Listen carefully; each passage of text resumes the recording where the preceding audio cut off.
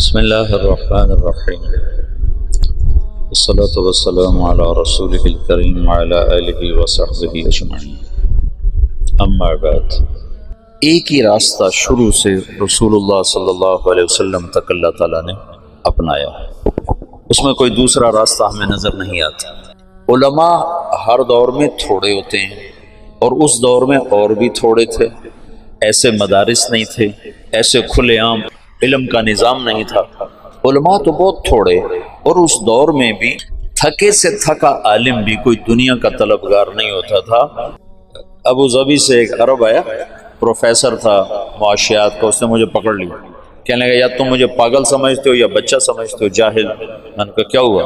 کہ مجھے 1 مہینہ ہو گیا ہے، میں روز 6 نمبر سنتا ہوں، تمہارے پاس اور کوئی چیز نہیں سنانے کی؟ ریاض الصالحین 6 نمبر، اور کوئی چیز نہیں ہے؟ مجھے پاگل سمجھا تم نے، مجھے جاہل سمجھا، میں ڈاکٹر ہوں PhD۔ جب ان کا غصہ اتر گیا تو میں نے کہا یہ آپ کو کسی نے غلط بتایا کہ تبلیغ کا موضوع علم کی کثرت ہے؟ 40 دن میں آپ کیا علم سیکھ سکتے ہیں؟ 40 سال بھی لگائیں تو تھوڑے۔ علم کا موضوع تو صفات میں ترقی ہے، ایمانیات میں ترقی ہے، اور صفات کی ترقی محسوس نہیں ہوتی۔ آج میں نے آپ کو نئی حدیث سنائی، آپ کو پتہ چل گیا، لیکن آپ پہلے سے صبر میں آگے بڑھے اس کا تو آپ کو نہیں پتہ چل سکتا۔ صفات کی ترقی غیر محسوس ہوتی ہے، پتہ نہیں چل رہا ہوتا۔ درخت روزانہ بڑھتا ہے، کبھی محسوس ہو؟ آپ کے سامنے بڑھ کے پورا پودا پورا درخت بن جاتا ہے، آپ کی گود کا بچہ کھیلتے کھیلتے کھیلتے کھیلتے کھیلتے جوان ہو جاتا ہے، لیکن کبھی پتہ نہیں چلتا کہ آج 1 انچ بڑا ہے، آج 2 انچ بڑا ہے، آج ½ انچ بڑا ہے، آج 4 انچ بڑا ہے۔ وہ روزانہ ترقی کرتا ہے۔ ایمانی صفات آہستہ آہستہ ترقی کرتی ہیں، نظر نہیں آتی۔ اور تبلیغ میں نکلنے کا موضوع صفات میں ترقی ہے، نہ کہ علم میں ترقی۔ علم کے لیے مدارس ہیں، صفات میں ترقی کے لیے مجاہدے ہیں، ناگواریاں ہیں۔ تو تبلیغ کا جو موضوع ہے وہ صفات میں بڑھوتری۔ میں ایک سفر کر کے آیا 1 مہینے کا، بہت زندگی کا اوکھا ترین سفر تھا وہ۔ تو میں رائمنڈ میں ایسے بیٹھا تھا، 3 چلے کی بات، تو ایک میری 18 سال عمر تھی، تو ایک صاحب میرے پاس بیٹھے تھے، کہنے لگے بیٹا کہاں سے آئے ہو؟ میں نے کہا جی میں ادھر گیا تھا قصور کی طرف، 1 مہینے کا سفر۔ کیا سیکھا؟ کیا سیکھا؟ کچھ نے کہ کیا سیکھا؟ اور جو میرے ساتھ گئے تھے سب ان پڑھ، سارے ان پڑھ، امیر بھی ان پڑھ، اور روزانہ لڑتے تھے۔ عجب لڑائی تھی، جماعتوں میں لڑائی ہوتی ہے، سالن اچھا کیوں نہیں بنایا؟ وہ لڑتے تھے سالن اچھا کیوں بنایا، اس پہ لڑتے تھے۔ آج آلو زیادہ کیوں ڈالیں، آج دال زیادہ کیوں ڈالیں۔ ایک پٹھان کہتا تھا میں نے چائے نہیں پینی، میرے 4 آنے روزانہ واپس کیا کرو۔ 4 آنے کی چائے کی پیالی ہوتی تھی، اگر میرے 4 آنے واپس کیا کرو۔ ایک تھا رنگڑ، اس کا نام تھا سلیمان، وہ بریلویوں کی مسجدیں جہاں جائے وہ اذان دینا شروع کرتا، اس کو امیر اور اس کی روزانہ لڑائی ہو۔ وہ کہے تو نے ریونڈ میں سونا نہیں تھا، اذان نہیں دینی، مسجد کے کام میں دخل نہیں دینا۔ وہ کہے ریونڈ والے کو ٹھیکیدار، جو اذان دے گا اس کی گردن اونچی ہوگی میں دوں گا۔ اب وہ بسی والوں کی لڑائی ہو گئی، تو نے اذان کیوں دی؟ وہ امیر اس سے لڑے، تو نے اذان کیوں دی؟ اس پہ دونوں کے آپس میں گتھم گتھا۔ ایک دفعہ امیر کی ڈیوٹی لگی کھانا پکانے کی، وہ اس کو کچھ نہیں ملتا ہی کچھ نہیں، سالن نہیں بن سکا، تو اس نے چاولوں میں گڑ ڈال دیا، چلو میٹھے ہو جائیں تو کھائے جائیں۔ تو ایک ڈیرہ اسماعیل خان کا، تو اس نے ڈوئی اٹھا کے جو ماری نا اس کو کہ تو نے میٹھے چاول کیوں بنائے، ہم قرضہ لے کے آئے ہیں، تم نے اتنا پیسہ کیوں خرچ کیا۔ یہ سفر تھا، تو اس میں کیا سیکھتا؟ اور خرچہ کیوں کیا، اتنا خرچہ کیوں کیا؟ اور 1 مہینے کا خرچہ پتہ کتنا تھا؟ کرایہ ملا کر رائمنڈ سے رائمنڈ 27 روپے، 27 مجھے آج تک یاد ہے۔ 1 مہینے کا سفر، اور ہم رائمنڈ سے چلے قصور، قصور سے چلے مائی رابو، دیپال پور کی طرف ایک جگہ تھی، وہاں سے پیدل چلے اور کوئی 30 40 50 کلومیٹر کا سفر کر کے ہم دوبارہ قلعہ سوندا سنگھ، وہ دیپال پور کے بالکل ساتھ ایک اڈا آتا ہے، وہاں پہنچے، وہاں سے پھر واپس قصور سے رہنا، اس سارے میں کرایہ شامل تھا، اور کھانا ہم روزانہ خود بناتے تھے۔ پورے سفر میں شاید 1 یا 2 ہماری دعوتیں ہوئیں، اور وہ ہمارا ٹوٹل 27 روپے خرچ آیا تھا، اور اس پر بھی روزانہ لڑائی ہوتی تھی کہ تم نے آج سالن اچھا کیوں بنا۔ وہ عجب سفر تھا۔ تو اس میں سیکھنے کے لحاظ سے تو کچھ بھی نہیں، تمہارا ذہن ہے معلوماتی، تمہیں کوئی نئی چیزیں معلوم ہو تو تم ایسے کر کے بیٹھتے ہو، ایسے کرتے ہو، اور ایک ہی چیز دہرائی جائے تو تم یوں بیٹھتے ہو، یہ کہ ایک ہی بات دہرائی جا رہی، ایک ہی بات، یہ تو مجھے پتہ ہے، یہ تو مجھے آتی ہے، یہ تو مجھے معلوم ہے۔ صفات میں ترقی ہوتی ہے اسی صفت کو بار بار سننے سے، اسی کو بار بار بولنے سے۔ علم کی ترقی کے لیے ہے مدرسہ، تبلیغ صفات میں ترقی کا سفر ہے۔ ایمان کو روز سنو تاکہ ایمان بڑھے، نماز کو روز سنو تاکہ نماز بڑھے، علم کو روز فضائل کو سنو تاکہ عمل کا شوق پیدا ہو، روز ذکر کرو تاکہ اللہ سے تعلق پیدا ہو، روز اپنے اخلاق سناؤ تاکہ تواضع پیدا ہو، روز اپنی نیت کے بارے میں سنو تاکہ نیت اچھی ہو۔ یہ ایک چیز کو بار بار سنو۔ کل نے کہا آپ نے کیا سیکھا؟ میں نے کہا میں نے اپنی طبیعت کے خلاف رہنا سیکھا۔ یہ مجھے آج تک یاد ہے، 1972 کی بات ہے۔ میں نے کہا میں نے اپنی طبیعت کے خلاف رہنا سیکھا کہ وہ 1 مہینہ میرا 1 منٹ دل نہیں چاہتا تھا ان کے ساتھ وقت گزارنا، کیونکہ میں کالج سے نکلا، میں نے ان کو دیکھا سارے ان پڑھ دیہاتی، تو میرے جی میں آیا یہ مجھے کیا سکھائیں گے، ان سے تو پہلے ہی زیادہ میں جانتا ہوں، معلوماتی ذہن، معلوماتی۔ تبلیغ کا فائدہ ہے صفاتی نہ کہ معلوماتی۔ تم ایک ان پڑھ کی بات بھی دھیان سے سنو گے تو اللہ کی قسم تمہیں بیان کی حلاوت محسوس ہوگی۔ تم سنتے نہیں ہو، صرف بیٹھتے ہو۔ وہ کہنے لگا آپ نے بہت بڑی چیز سیکھی، ماشاءاللہ ماشاءاللہ، آپ نے بہت بڑی چیز سیکھی۔ مجھے نہیں خبر وہ کون تھے، ایسے مہمانوں میں تھے۔ ماشاءاللہ ماشاءاللہ، آپ نے بہت بڑی چیز سیکھی، کہ 1 منٹ کے لیے دل نہیں چاہتا تھا کہ میں ان لوگوں کے ساتھ رہوں، لیکن ساتھ چلا، طبیعت کو ناگواری میں رہنا آ گیا۔ آگے بہت ناگواریاں دیکھنا میرے لیے طے تھا، تو اللہ نے میرے پہلے سفر میں ایسی بنیاد بنائی کہ میں پس کے رہ گیا، روزانہ میں بھاگ جاؤں گا۔ ایک دفعہ تو میں نے بستر باندھ لیا، بستر باندھ کے اور اس پر ایسے گھٹنے ٹیک کے اس کو گانٹھ لگا رہا تھا کہ مجھے اپنی حیت یاد، کیفیت یاد۔ یوں میں ایسے تھوڑا سا نیچے ہو کر میں نے اس کو گانٹھ لگائی اور اٹھانے کے لیے جھکا تو ایک دم پھر کوئی طاقت نے مجھے وہاں سے پیچھے ہٹا دیا۔ علم کا موضوع ہے تبلیغ میں تاثر اور عمل کے شوق کا پیدا ہونا۔ پھر جو تبلیغ میں ذکر ہے، اس سے مراد مشائخ کا ذکر نہیں، تبلیغ میں ذکر سے مراد وہ ہے جو ساری امت کر سکے، وہ اذکار مسنونہ ہیں۔ اذکار مسنونہ ہی تبلیغ کی دعوت ہیں۔ تبلیغ میں کوئی ایسی دعوت نہیں ہے جس پر امت جمع نہ ہو سکے، اور امت کے جمع ہونے کے لیے صرف تبلیغ کا کام، صرف سنت الرسول ہے۔ اس میں بھی علمی طور پر، فقہی طور پر اختلاف پیدا ہو گئے فروعی درجے میں، تو کہاں اتفاق ہو سکتا ہے بات کے اذکار میں؟ صبح شام کی دعائیں یہ ذکر ہے، اذکار مسنونہ یہ ذکر ہے، موقع کی دعا یہ ذکر ہے، قرآن کی تلاوت یہ ذکر ہے، دعا یہ ذکر ہے، اور اللہ کا دھیان بذات خود ذکر ہے۔ ذکر سے مراد مشائخ کا ذکر نہیں ہے کہ چشتیہ کا اور ہے، نقشبندی کا اور ہے، قادری کا اور ہے، سہروردی کا اور ہے، پھر کوئی اس کو رد کرتا ہے، کوئی اس کو رد کرتا ہے، لیکن مسنون ذکر کو کون تیسرا کلمہ پڑھو بھائی، کون کہے گا کہ یہ غیر اولا ہے اور یہ اولا ہے؟ درود شریف پڑھو، استغفار پڑھو، اس میں مولا منظور نعمانی رحمۃ اللہ علیہ نے لکھا ہے کہ کتنے ظلم و ستم کی بات ہے کہ مشائخ کے ذکر کو ذکر سمجھتے ہیں اور رسول اللہ کے بتائے ہوئے ذکر کو ذکر ہی نہیں سمجھتے، اور مشائخ کا ذکر کرنے کے لیے تو اہتمام سے بیٹھتے ہیں اور رسول اللہ کا ذکر کرنے کے لیے اہتمام ہی نہیں کرتے، حالانکہ مشائخ کے ذکر میں ولایت کا نور ہے اور میرے نبی کے بتائے ہوئے ذکر میں نبوت کا نور ہے۔ کہاں نور نبوت، کہاں نور ولایت، کہاں سورج، کہاں ستارہ؟ ستارہ تو نظر ہی نہیں آتا۔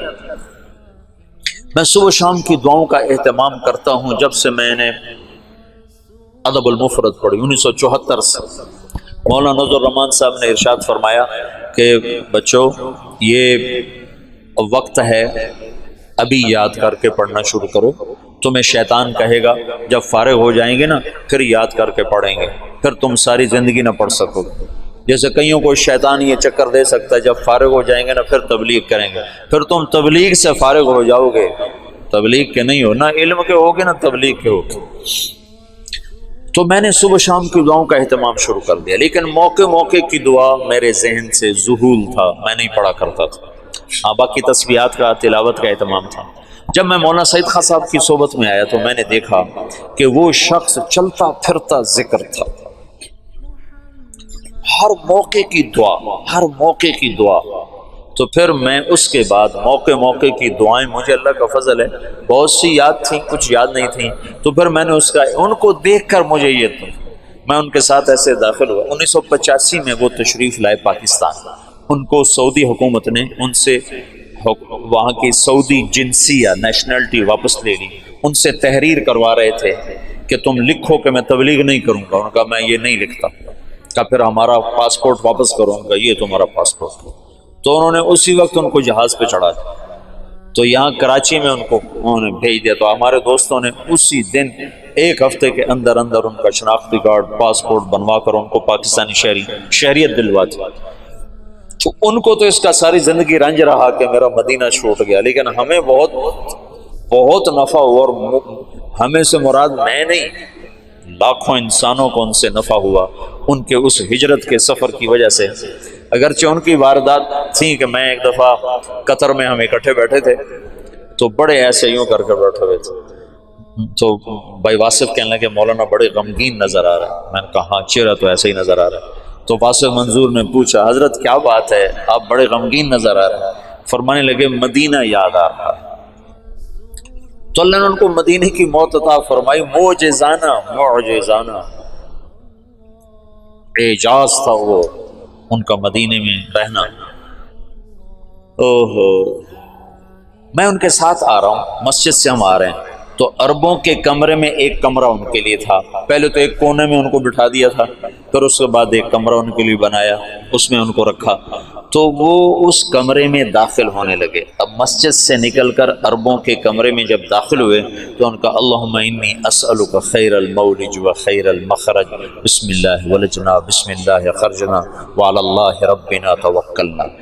میں نے جب یہ سنا تو مجھے ایک کرنٹ لگا کہ یہ شخص ہر موقع پر دعا پڑھتا، ہر موقع پر جو دعا مسنون تھی ایک دم ان کے منہ سے نکلتی تھی۔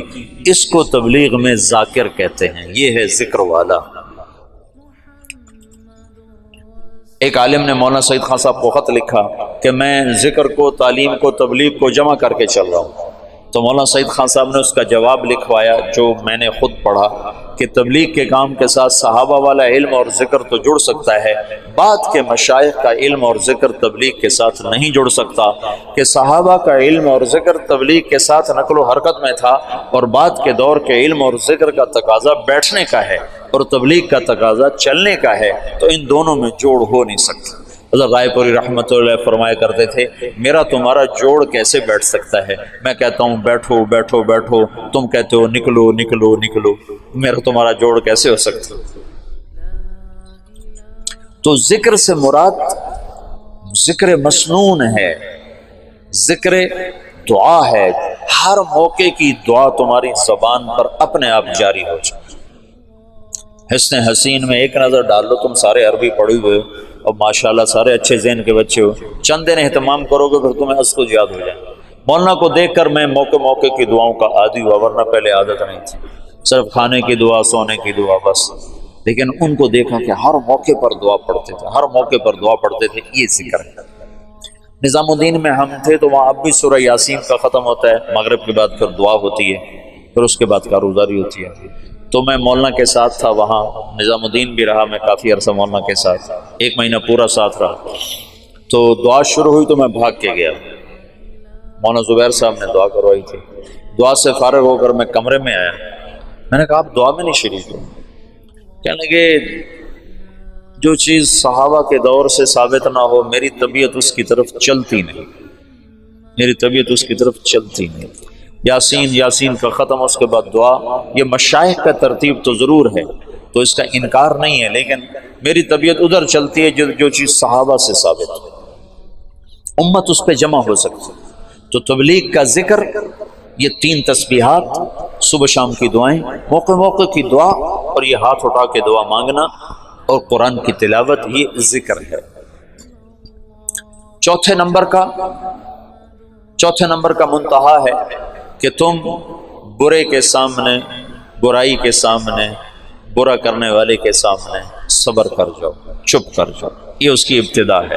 اور اس کی انتہا ہے کہ تم اس کے ساتھ وہ کرو جو اللہ کہتا ہے باللتی ہی احسن، باللتی ہی احسن فاصدق صدیقک ان صدقت صداقتا۔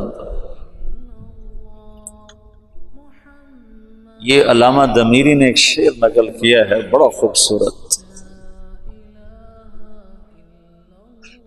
آخری مصرع میرے ذہن سے نکل گیا کہ دوست کے ساتھ دوستی نبھا اور دشمن کے ساتھ وہ کر جو اللہ کہہ رہا ہے باللتی فإذا الذی فادفع عدوک باللتی فإذا الذی فاصدق صدیقک ان صدقت صداقتا فادفع عدوک باللتی فإذا الذی۔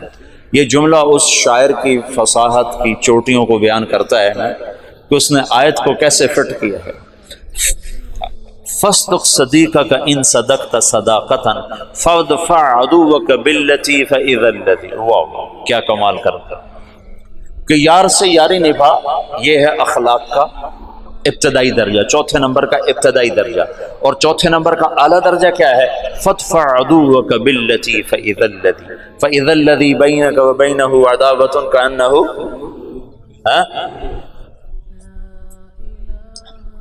چوتھا درجہ ہے وصبر، آخری درجہ ہے وصبر علی ما یقول، علی ما یقول، علی یوں ہے، یوں ما یقولون، ما یقولون کیا مطلب ہے؟ تم یہ نہیں کہہ سکتے میں کتنا صبر کرتا، میں بھی تو انسان ہوں، میں کہاں تک جواب نہ دیتا، میں کہاں تک چپ رہتا۔ تو علی کہتا ہے آخر حد تک چپ، آخر حد تک چپ، علی علی آخری حد تک چپ، آہ نہ کر، چپ ہو جا بس۔ وصبر علی علی، جو بھی آئے، جہاں سے آئے، کیسا ہی زہریلا اور کڑوا آئے، خاموش۔ چوتھا نمبر میں نے تمہیں بہت بیان کیا، اگرچہ اس کو جتنا بھی بیان کیا جائے تھوڑا ہے، لیکن جتنا تمہاری زندگی میں ضروری ہے میں نے اس کو بہت بیان کیا ہے۔ تم کرنے والے بنو تو جتنا کچھ بتایا جا چکا ہے وہ کافی ہے، نہ کرنے والے بنو تو سارا قرآن پڑھ کے بھی تم جھٹک دو تو کون روکنے والا ہے؟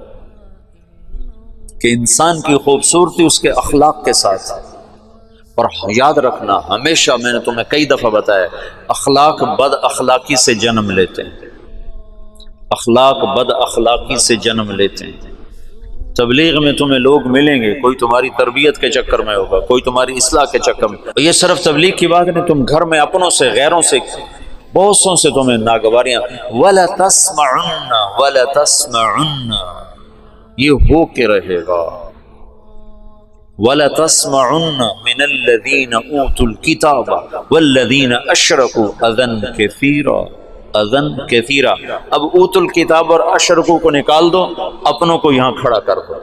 اپنوں سے تمہیں سننا پڑے گا، اپنے سے چھوٹے سے بھی، بڑے سے بھی، برابر سے بھی، آشنا سے بھی نا آشنا سے بھی. اور اس پر کرنا کیا ہے؟ وَإِن تَصْبِرُوا وَتَتَّقُوا فَإِنَّ ذَلِكَ مِنْ عَزْمِ الْأُمُورِ. اپنے ظاہر کو خوبصورت بناؤ اچھے اخلاق کے ساتھ. اپنے ظاہر کو خوبصورت بناؤ صاف ستھرے لباس کے ساتھ بھی اور صاف ستھرے اخلاق کے ساتھ. لباس بھی قیمتی نہ پہنو، اچھا صاف ستھرا پہنو. ہمارے اخلاق ایسے نہ ہو کہ کوئی تم سے نفرت کرنے لگ جائے، بھاگنے لگ جائے. 5واں نمبر تصحیح نیت ہے. مولانا الیاس صاحب کے الفاظ دیکھو، تصحیح النیہ. تصحیح باب تفعیل سے ہے جس میں تکرار ہوتا ہے، اور تکرار کا مطلب یہ ہے کہ کبھی بھی تم اخلاص کا دعویٰ نہیں کر سکتے. یہ ہر وقت بگڑتا ہے، تم ہر وقت ٹھیک کرتے رہتے ہو. تصحیح ہر وقت ٹھیک کرتے رہنا اپنی نیت کو، کہ یہ مختلف شکلوں میں آ کر بگڑتی رہتی ہے، بگڑتی رہتی ہے، بگڑتی رہتی. تم ہر وقت اسے ٹھیک کرتے رہو، کرتے رہو، کرتے رہو. تو اخلاص کا ادنا درجہ یہ ہے کہ جب ریاکاری کا دھیان آئے تو تم استغفار کر کے اسے ٹھیک کرو. اور اعلیٰ درجہ یہ ہے کہ اللہ کے سوا کوئی تمہاری نظروں میں نہ جچے نہ سمائے. جب یہ فتوحات صحابہ کا دور آیا نا، حیات الصحابہ میں ہم پڑھ رہے تھے، تو مولانا ظاہر شاہ صاحب فرمانے لگے یہ بتاؤ اتنے ملک فتح ہوئے، اتنا مال غنیمت آیا، تو ان میں اخلاص باقی کیسے رہا ہوگا؟ کیسے رہا ہوگا؟ تو اپنے طور پر ہم کوئی دلیلیں دینے لگے، لیکن کوئی بات وزنی سمجھ میں نہ آئی. پھر مولانا نے ہمیں ایک مثال دی. مثال کہ ایک آدمی جب بھینس خریدنے جاتا ہے تو دودھ پہ اس کی نظر ہوتی ہے، حالانکہ گوبر کا بھی بہت فائدہ ہے. اب ہم نے تو گوبر سے وہاں اپنا گیس کا پلانٹ چلایا ہوا ہے. ہمارے دیرے میں جتنی وہ چولہے میں آگ جلتی ہے وہ لکڑی کی نہیں ہے، ہمارا وہ پیچھے 7 بھینسوں کا باڑا ہے، تو اس میں ہم نے وہ گوبر کا پلانٹ لگایا ہوا ہے. اس میں روزانہ 2 من گوبر ڈالتے ہیں، 2 من پانی ڈالتے ہیں. سارا دن ہمارا چولہا جلتا ہے اللہ کے فضل سے. سارا دن وہاں اس گیس سے ہمارے کھانے پکتے ہیں، مہمانوں کی سیوا ہوتی ہے. تو گوبر بھی فائدے دے رہی ہے، لیکن دودھ لینے بھینس خریدنے والا بھول کے بھی نہیں پوچھتا گوبر کتنا دیتی. کوئی پوچھتا ہے وہ تو دودھ کتنا دیتی؟ ان کا یہ 10 سر دیتی. کہاں ٹھیک ہے لے لو. یہ سدھپور گئے تو وہاں ایک الیاس نوجوان ملا کہ میں نے ایک بھینس مقابلے میں پیش کی، پورے پاکستان میں اول آئی میری بھینس. اس نے 34 کلو دودھ دیا تو پورے پاکستان میں اول ہے. 4 لاکھ میں بھی اسے نہیں بیچا، 4 لاکھ میں بھی نہیں بیچا. تو جو بھینس لینے جاتا ہے وہ صرف دودھ پہ نظر رکھتا ہے. صحابہ پر آخرت اتنی کھل گئی تھی کہ ان کی اور نظر جاتی ہی نہیں تھی کسی طرف. اس قدر آخرت مستحضر ہو گئی تھی. تو نیت ہر وقت بگڑتی ہے، لہذا تصحیح تصحیح تصحیح، عمل سے پہلے، عمل کے درمیان، عمل کے بعد. یا اللہ تو قبول کر لے، اس قابل نہیں. تبلیغ کا ابتدائی درجہ یہ ہے کہ یہ جو ادنا درجے کی نقل و حرکت ہے، چلہ، سال، 7 مہینے، 4 مہینے، 2.5 گھنٹے سے روزہ، یہ تمہارے معمولات میں شامل ہو. اور اعلیٰ درجہ یہ ہے کہ تمہیں دین کے مٹنے کا درد نصیب ہو اور سارے عالم میں اسے زندہ کرنے کی تڑپ تمہیں اللہ تعالیٰ نصیب فرما دے. جو مولانا الیاس صاحب نے فرمایا اس کام سے 2 باتیں چاہتا ہوں، ایک اندر ایک باہر. اندر یہ چاہتا ہوں کہ اللہ پر مر مٹنے کے سوا اور کوئی جذبہ نہ ہو، اور باہر یہ چاہتا ہوں کہ اللہ کے پیغام کو لے کر ساری دنیا نگر نگر پھرنے کی شکلیں اللہ تعالیٰ قائم فرماتے ہیں. تو اس وقت کے تمام فتنوں کے لیے اللہ نے اس دعوت کو کھڑا کیا ہے. اس کی سادگی نے اس کی قوت پر پردہ ڈالا ہوا ہے. اس کی سادگی نے اس کی وسعت پر پردہ ڈالا ہوا ہے. اس کی سادگی نے اس کی عالمگیری پر پردہ ڈالا ہوا ہے. بہت سادہ سا نظر آتا ہے. آج دعوت کا دور ہے، آج ہدایت کا نظام دعوت کے ساتھ چل رہا ہے کہ چند گھنٹوں میں لوگوں کی زندگی ایسے تبدیل ہوتی ہے کہ دیکھنے والے بھی حیران ہوتے ہیں کہ کیا ان کے پاس پڑیا تھی جو ان کو سونگائی اور یہ اس طرح ان کی زندگیاں بدل گئی۔ تو جو سودا مارکیٹ میں بک رہا ہو ہر تاجر اسی کو لانے کی کوشش کرتا ہے۔ تو اس وقت تبلیغ کا سودا مارکیٹ میں بک رہا ہے، اسی کو بڑھانے کی کوشش کرو تاکہ تمہارا قیامت کے دن اجر بھی بڑھے، اللہ کا قرب بھی بڑھے، اللہ کے رسول کی محبت بھی بڑھے، تم انسانیت کی ہدایت کا ذریعہ بن کے قیامت کے دن اٹھو، تو یہ زیادہ بہتر ہے۔ تو یہ میں ایک تسلسل کے ساتھ پچھلے کوئی 8 دن تم سے بات کرتا رہا، یہ اختتامی مجلس تھی۔ یہ اتنا بڑا مضمون ہے کہ مولانا الیاس صاحب رحمۃ اللہ علیہ اس کو 18 برس بیان کرتے رہے، نہ ختم ہوا۔ مولانا یوسف صاحب 21 برس بیان کرتے رہے، نہ ختم ہوا۔ مولانا عمر صاحب رحمۃ اللہ علیہ 32 برس اس کو بیان کرتے رہے، نہ ختم ہوا۔ یہ تو نہ ختم ہونے والی چیز ہے، یہ تو بڑا مضمون ہے، میں کتنا بولوں اس کی کوئی انتہا نہیں ہے، لیکن جتنا ضروری تھا وہ میں نے بتا دیا ہے۔ کرو گے نفع پاؤ گے، نہیں کرو گے